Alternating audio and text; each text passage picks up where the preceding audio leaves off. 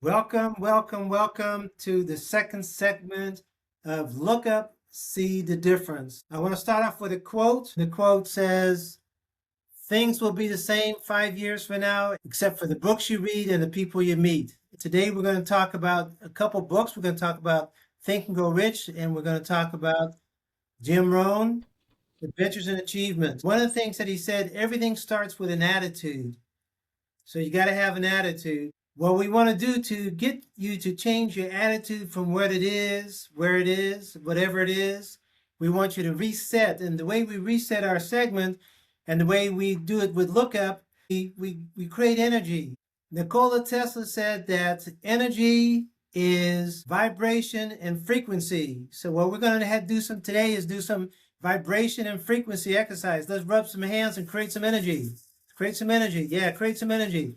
Yeah, can you feel the energy? Yeah, everything we do is about feeling. Now we feel it. We're creating energy, and what we're doing is creating the energy into the palms of our hands. And as soon as we have enough energy, we close our hands, capture that energy, and then we raise our hands and we look up. And if we look up, we do this as many times as we need to do it a day. And I'm just going to be quiet for a minute to look up. And what I want you to do is reset and just get an attitude, a positive attitude, a winning attitude. So I'm going to be quiet for a couple seconds.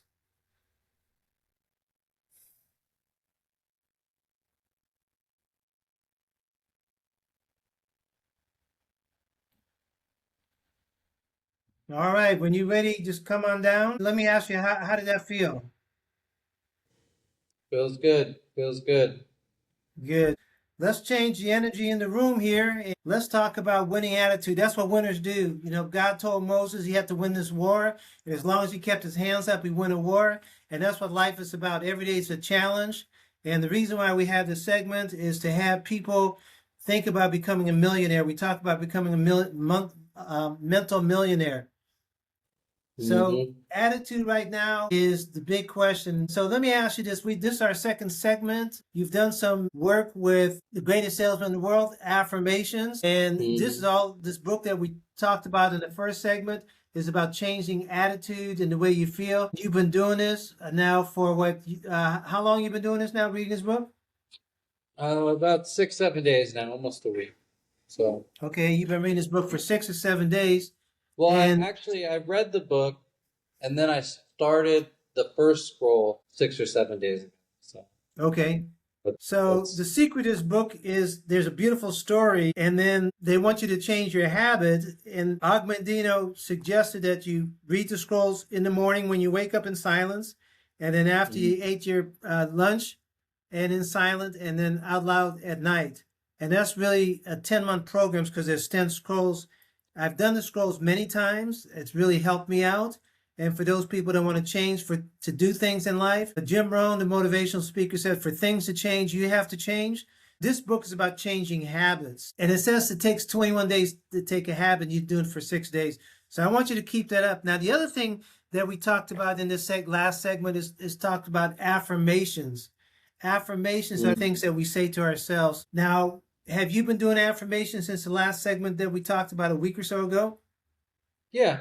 So I started incorporating some affirmations, but I'm still building. I want to eventually have about 20 minutes worth of affirmations, I guess. Yeah, that's good that So you that's what said I'm that trying to, that's because my goal. yeah, Jim Rohn, and I'm gonna pull his manuscript out, which is called Adventures in Achievement. I hope you can see this. Can you see this? Oh, yeah. That's great. Yeah, Adventures in I see all the Achievement. tabs on it.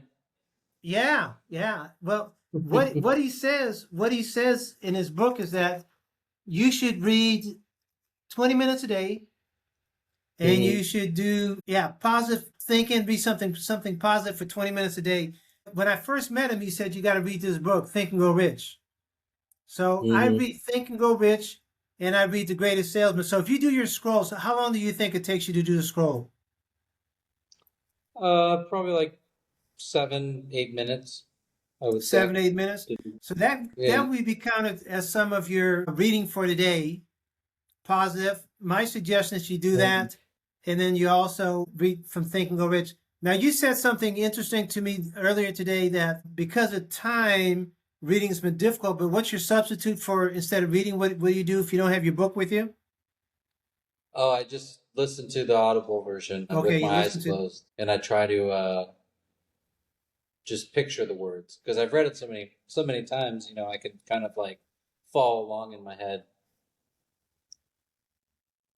Nice, nice. So, one of the things that is really good for the audience to do is to listen to audiobooks, audio tapes while they're going to work. A lot of times people listen to the radio. We talked about Yeah. multitasking, and that's one of the things you can do. I listened to The Greatest Salesman, Yeah. the scroll, the last day, the last time at night, I listened to it on audio because I'm laying in bed and I want to make sure it sinks into my mind. That's really powerful. So for the audience, being with me or knowing what you know, can you tell me what you think about attitude and the books you've read right now, just right now for Think and Go Rich?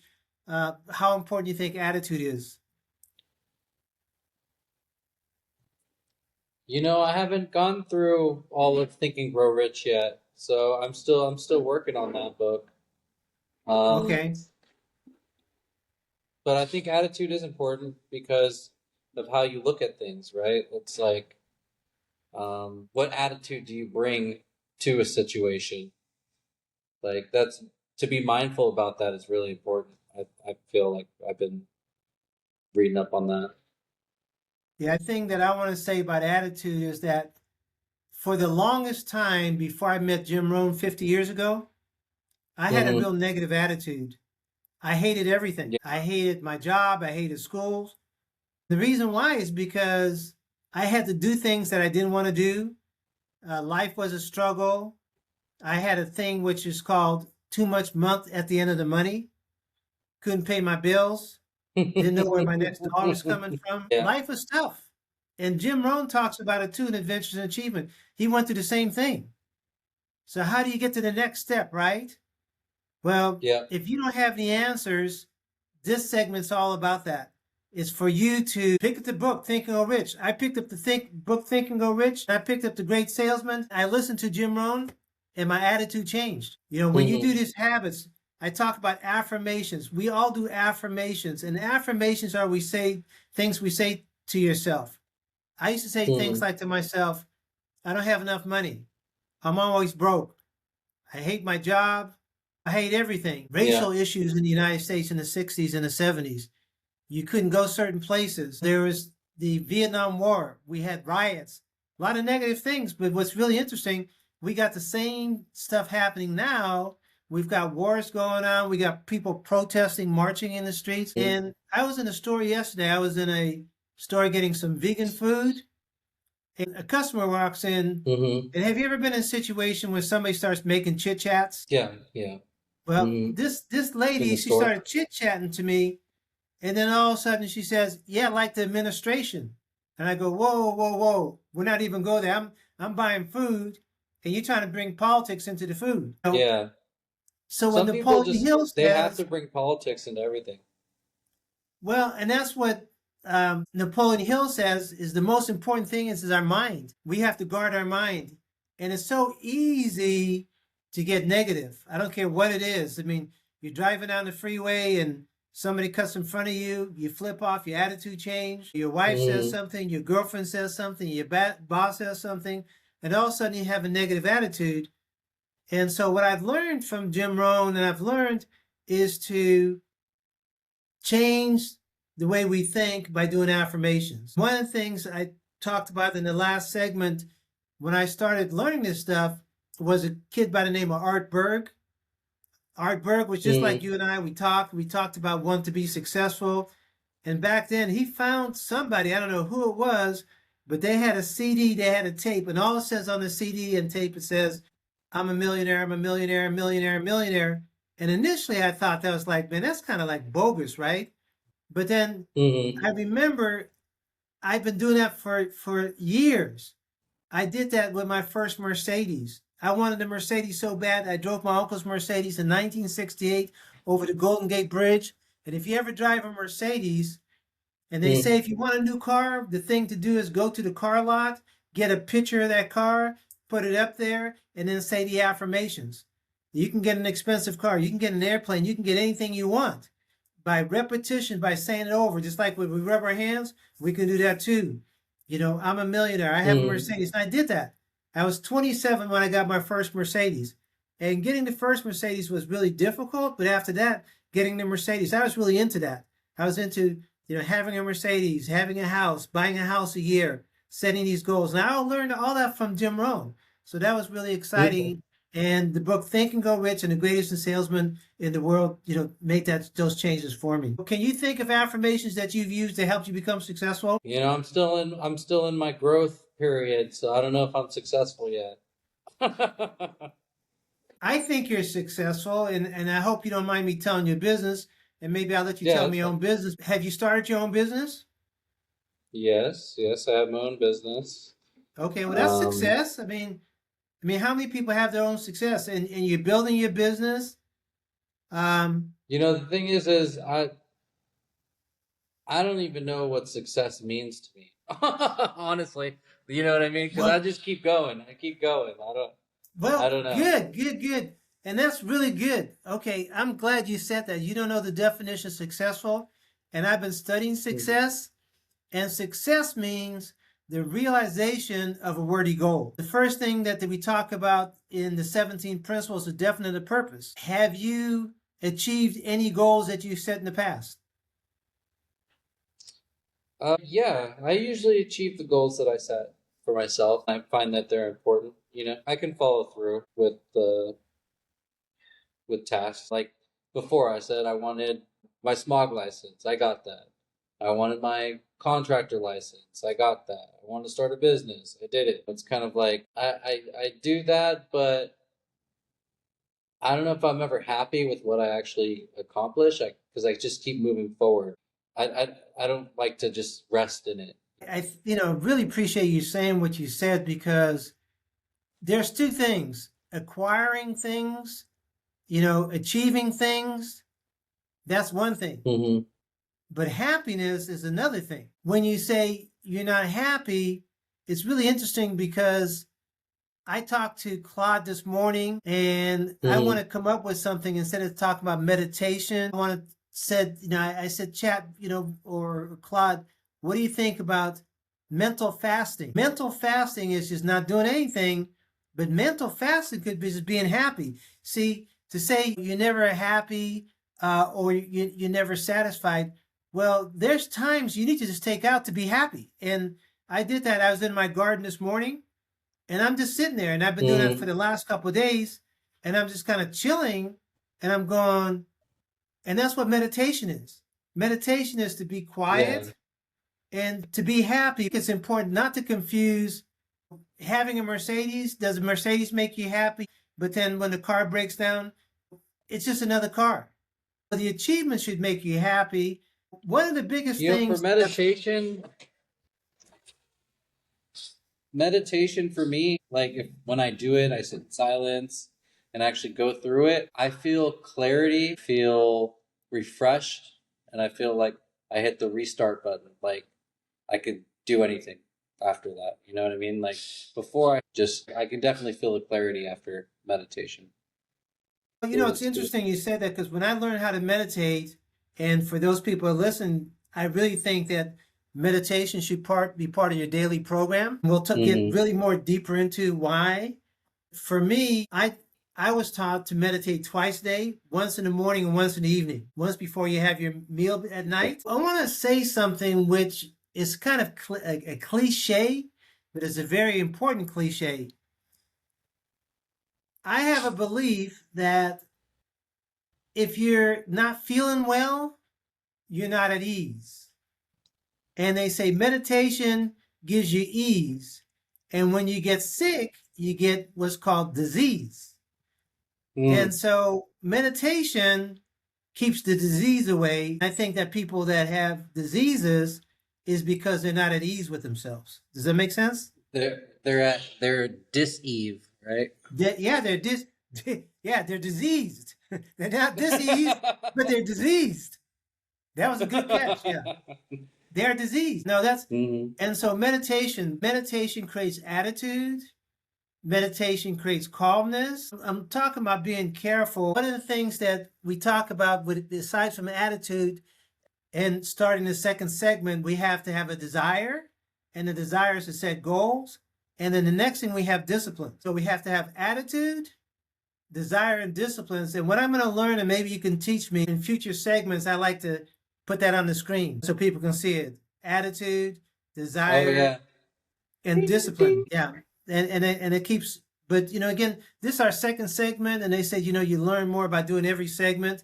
Again, we want to move forward in doing that. So that was part desire and discipline, and the discipline of reading 20 minutes a day, meditating today. So that's an hour. I have a saying, and I learned this from Jim Rohn: work harder on yourself when you're doing your job. And I asked you this question: most days, how many hours a day do you work on your job? Most days, I can say consistently about 6 hours. I'd say consistent Okay. daily. So 6 hours. So you do about 40, plus or minus hours. I tell people, if you want to be successful, you got to work harder on yourself than you do in your job. Harder working on yourself is meditation right now, reading right now, 20 minutes a day, and doing meditation twice a day. And if anybody has any questions, you can hit me up at fredwickling.com or dispeople@gmail.com. And I'd be happy to talk to you about this program. Is all about helping people. If I can help people pay forward, learn these things, I think I've done my job. The reason why we're doing this segment too, because I want to promote my book. The book is Look Up, See the Difference. I'm ready to write another book regarding that, my sequel to that. I wrote that book in 2007. But again, right now, I'm just telling you about the affirmations. And I want to share those affirmations. Some good affirmations. You got some good affirmations in your book, which I was looking through earlier today. I'm actually going to incorporate some of those into my affirmation books. Everything's, it's all good. Yeah, it's all good. We'll talk about that. All good. What I want to do is right now tell people that if you want the affirmations, hit me up, and I'm going to have my computer guy put it on the website. So that's one of the perks for listening to this podcast, so that you can go to my website and then you can get some of the tools that I like to share with people. Those affirmations are from the book Look Up, See the Difference. If you really want to get the whole book, you can go to Amazon under Fred Wickling. My name is on the screen, so just get it there. We want to do something right now. We got about 4 minutes on this segment, and that's this. I like to end this segment with a story, and then remind me, I like to end the segment with a positive look up again. But I want to tell you a story which really has to do with attitude, and it has to do with everything that we talked about. It's a story about Russell Conwell. And did I tell you about Acres of Diamonds? Acres of Diamonds. Yeah, so I don't know if I talked in the last segment. We had a couple segments we lost. If I talked about in the last segment, forgive me, but it's good to hear the story again.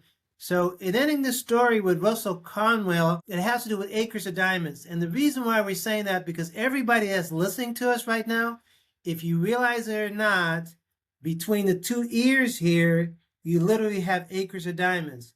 Like Napoleon Hill says, think and grow rich. We're going to help you think and grow rich. So the story has it that back in the days, in the 1800s, in Africa, there was this African man that had a farm. And on the farm, he had all the horses, the cows, the pigs, the dairies, anything that he wanted, he grew. And it kind of reminds me of the story of the Garden of Eden. He had everything. One thing that he didn't have, that he heard of, it was called diamonds. Now, I don't know if you ever seen a diamond in the rough? It's a big old piece of coal. Yeah, it's a big old piece of coal, big old piece of coal. So in the book Acres of Diamonds, the farmer had everything, but again, we talk about happiness and attitude. He had everything, but he wasn't happy. He wasn't happy. Yeah. And what he did, he decided to sell the farm because he had everything. He acquired his goals, but he wasn't happy. He sold the farm. Back then, he got like $80,000 for it. And he started searching the African continent for diamonds. But again, we need to study Hmm. about things before we do that. We need to have a good idea. We need to be prepared. And so he wasn't prepared, and he went around the continent of Africa looking for diamonds. He never found it. He lost and spent all his money. He got so despondent, he decided to kill himself, and he killed himself. True story. So Jeez. meanwhile, back at the ranch, the guy that bought the farm, he found all these things, and I always like doing this. He found these things that were like this big, and they had a sparkle to that, but he didn't know what that was. And so he put them on the mantle. And he had a bunch of them, and his friend would come by one day and he said, "Hey, what's that you got on the mantle?" He goes, "I don't know, but I got acres of diamonds here. I don't know what I have or what it is, but I got acres of diamonds." And so the guy goes, "Well, you need to Hmm. go to a geologist, or you need to listen to this podcast to find out what the acres of diamonds you have." So they went to the Hmm. geologist, and the geologist says, "Well, these are diamonds in the rough." And I would like to say to people who listen to this, we are diamonds in the rough until we know how to cut ourselves and to become the persons that we want to become. Needless to say, that farmer had all those diamonds cut. The true story is, if you listen or you know about the royal king of Queen in England, the royal jewels from there came from that diamond mine, and they were actually big holes. And that's a true story. But the reason why I tell you this, because it's a story within a story. Russell Conwell knew this story, Acres of Diamonds, and it was a profound effect on him that he decided to go around telling the same story and preach and make money out of it. And the reason why he did that, because these students came to him in Philadelphia and said, "Preacher, preacher, I want to get smart like you. I want you to teach me. I want you to go to educate me. I want you to tutor us." And he goes, "Okay, I'll tutor you. I want to start a school for all your friends, but I don't have money." So he went around the country, and I think if I read correctly, he talked about 6,000 speeches of acres of diamonds. And when he did those speeches, people gave donations. And from those donations, he started what's called Temple University. I have the honor to have gone to Temple University. I think anybody has listened to this, if they know about Temple University, it's one of the better, oldest places of higher education. And it all resulted from this story. Now, the reason I'm telling you this story is because the fascination that I have learned over the last 50 years, that I literally have acres of diamonds in my mind, and that I need to mine those diamonds. And through meditation and through doing all the things we talked about, those acres of diamonds come to pass. I would say that, this is pretty much the story within the story. Looking up, and we can do the lookup exercise. Before we end this segment, I want to ask you anything that you want to say that may help the audience in moving forward. I'm still learning.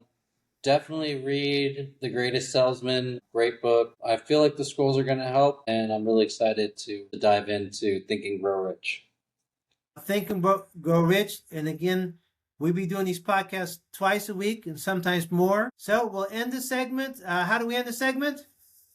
What do? We create attitude. What do we do? Build that energy, graft Yeah. that energy, and bring it to the sky.